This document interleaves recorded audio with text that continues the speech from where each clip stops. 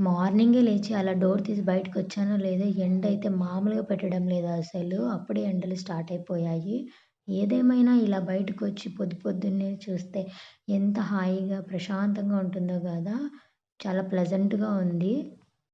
ఇక్కడ చూడండి మా పాప నాతో పాటు లేచి నా హ్యాండ్ బ్యాగ్ తీసేసుకొని, వాచ్ తీసేసుకొని వాచ్‌తో ఆడుకుంటుంది.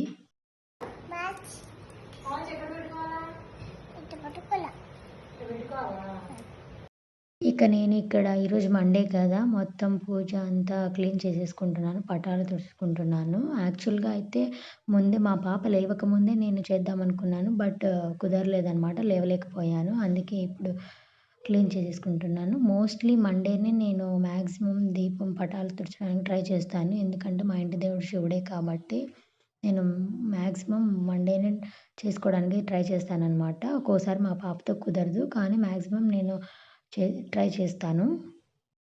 మాక్సిమం మండే మార్నింగ్ పెట్టడానికి ట్రై చేస్తాననమాట. నార్మల్‌గా అయితే ఈవినింగ్ అలా పెడతాను. ఒకసారి పెడతాను. ఎందుకంటే నాకు మా పాపతో కుదరదు కాబట్టి మార్నింగ్ అయితే కుదరదు. మిగతా డేస్‌లో మండే అయితే మాక్సిమం నేను ట్రై చేస్తాను. పొద్దున్నే పెట్టుకోవడానికే ట్రై చేస్తాను. మార్నింగ్ పెడితే ఆ ఫీల్ వేరు కదా! మార్నింగే లేచి ఇలా పూజ చేసుకొని దేవుడికి దండం పెట్టుకుంటే చాలా హాయిగా, ప్రశాంతంగా ఉంటుంది. మా పాప నన్ను డిస్టర్బ్ చేస్తుంది. లేకపోతే నాకు ఇంత త్వరగా పని కాదు. ఈరోజు ఎందుకో తన మూడ్ బాగున్నట్టుంది మరి నన్నొచ్చి ఏం డిస్టర్బ్ చేయలేదు. ఈరోజు నేను బ్రేక్‌ఫాస్ట్‌కైతే ఉప్మా చేశాననమాట. నార్మల్‌గా ఉప్మాలోకి పప్పుల పొడన్నా, ఊరగాయన్నా వేసుకుంటాము. మేమైతే ఎక్కువ ఊరగాయ ఇష్టపడతాము. మ్యాంగో పికిల్ వచ్చి తింటాము. ఉప్మాలోకి చాలా బావుంటుంది గదా! పికిలు, పప్పుల పొడి కాకుండా వేరే కాంబినేషన్‌తో ఏదైనా ట్రై చేస్తే నాకు కామెంట్ చేయండి. ఇంకా లంచ్‌లోకైతే బీట్రూట్, క్యారెట్, ఆలు వాటితో ఫ్రై చేశాననమాట.